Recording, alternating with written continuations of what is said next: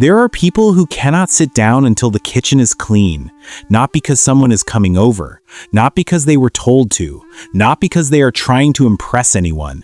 The dishes just have to be done. The counter has to be wiped. The pillows have to be straight. And only then, only after the space around them is quiet and ordered, can they actually exhale. If that is you, you already know this feeling.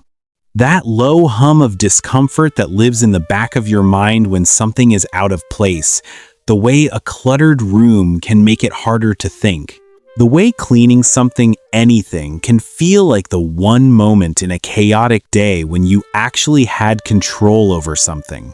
But here is what most people get wrong about this.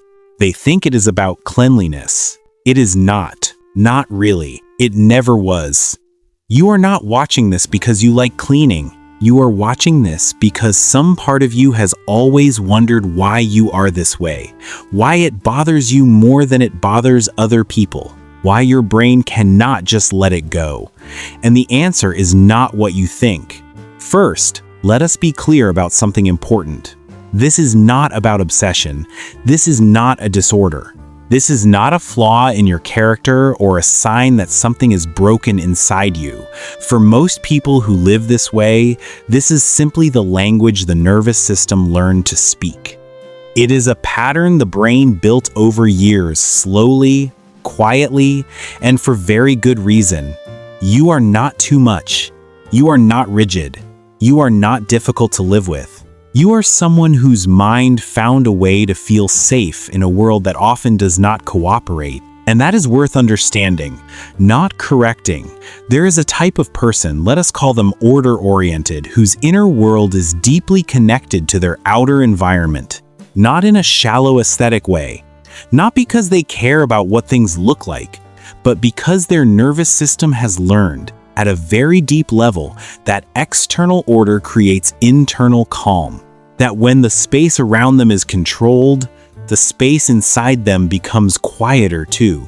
This is not a personality quirk. This is neuroscience. The brain is constantly scanning the environment for signals of safety or threat.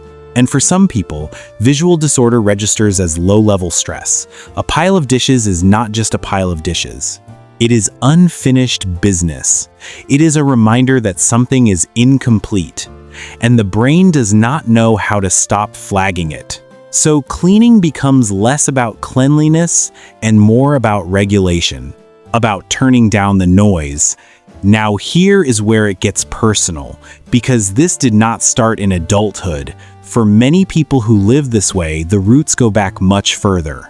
Back to a home where they did not always feel in control. Maybe the environment was unpredictable, moods shifted without warning, rules changed, chaos was the norm. Maybe there was emotional tension that nobody talked about, but everyone felt. Maybe things were strict in one direction and completely unstructured in another. When a child cannot control the emotional climate of their home, they often find something smaller to control: their room, their belongings, the arrangement of objects on a shelf. It becomes a private language, a way of saying, this part of the world is mine. This part makes sense. The child who kept their room meticulously clean while everything outside that door felt unstable was not being obsessive. They were being intelligent. They were creating a pocket of predictability inside a larger unpredictability. And the brain remembered that this worked. That order felt like safety, and it kept that lesson for decades. But here is the part nobody tells you. The cleaning was never the point. What the brain was really doing then and now was learning to regulate itself through environment. The physical act of ordering a space was a way of ordering internal experience, a way of making the inside feel less chaotic by making the outside feel controlled. That is not a weakness. That is one of the most sophisticated coping strategies the human brain can develop. Think about what cleaning actually does in the body. The repetitive motion lowers cortisol. The visible result gives the brain a hit of completion. The controlled, predictable nature of the task wipe, rinse, fold, arrange puts the nervous system into a calm rhythm. It is almost meditative. Not because someone chose meditation, but because the brain found its own version of it. And this is why, for the order-oriented person, a messy space does not just feel inconvenient. It feels genuinely unsettling. You walk into a cluttered room and something in you tightens. You visit someone else's chaotic apartment and feel vaguely anxious the whole time. You can be in the middle of a conversation and part of your mind is still cataloging the things that are out of place. You clean even when no one is coming. You tidy up before bed even when you are exhausted. You fix something the moment it is out of alignment, not because you plan to, but because leaving it wrong feels worse than fixing it. Not because you are rigid, because your brain has been wired through years of repetition and early experience to read order as safety and disorder as threat. Now consider the person who lives on the opposite end of this. Someone who genuinely does not notice the mess. Who can sit comfortably in a cluttered space without that low hum of discomfort?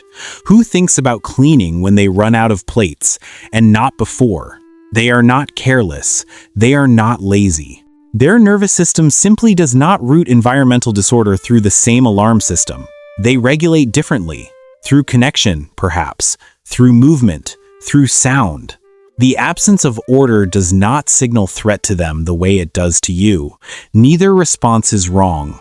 They are simply different nervous systems, shaped by different experiences, speaking different languages.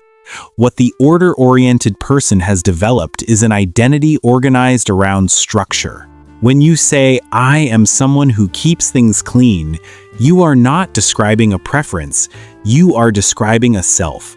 That identity becomes a source of stability. It tells you something about who you are when other things feel uncertain. It gives you a framework for how the world should be, and a small but reliable sense of competence when you make it that way.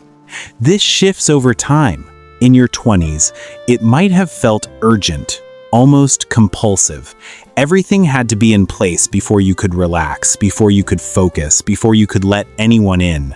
In your 30s, it might start to loosen slightly, you still feel it, but you learn to choose when to act on it. In your 40s and beyond, many people describe this quality softening into something more like a preference than a need. Not because the wiring changed, but because life slowly teaches you that some chaos cannot be cleaned away, and the brain learns, reluctantly, to make peace with that. The behavior does not disappear. It evolves. It becomes more flexible. It becomes more conscious. But the root is always the same, a mind that found peace in order and built a life around that discovery. In the modern world, this makes more sense than ever. Life right now is relentlessly overstimulating. The noise is constant. The information never stops. The demands never fully go away. And in that context, a clean home is not a trivial thing. It is a refuge. It is the one environment the order-oriented person can actually control when everything else feels like it is moving too fast. This is why, for many people, stress and cleaning have become directly linked. Something falls apart at work and suddenly you are reorganizing a drawer. A hard conversation leaves you unsettled, and you find yourself scrubbing a counter at 10 at night. It is not avoidance, exactly. It is recalibration. The brain saying, "I cannot fix that, but I can fix this. And fixing this will help me feel steady enough to face that." The clean home becomes a blanket. Not literal warmth, but the psychological equivalent. A signal to the nervous system that says you are here, you are grounded, something in your world is under your hands and in your control. The familiar smell of a freshly cleaned room, the visual calm of surfaces cleared and ordered, the feeling of moving through a space that reflects your own intention, these are not small comforts. They are, for this kind of mind, deeply regulating. They are home. And so if you are someone who cannot sit until the kitchen is clean, here is what is actually true about you. You are not compulsive. You are not rigid. You are not harder to love than other people. You are someone whose nervous system found a very early, very effective way to create safety. whose brain learned that the space around you could influence the space inside you, and who has been quietly, faithfully applying that lesson ever since. The behavior that other people might misread as perfectionism or anxiety or even control issues is at its root an act of self-regulation. A private, ongoing conversation between your nervous system and your environment. A way of staying intact in a world that can feel like too much. You do not need to explain it. You do not need to justify it. You do not need to change it. You just need to understand it. And maybe, finally, to stop being surprised by it because it makes complete sense. It always did.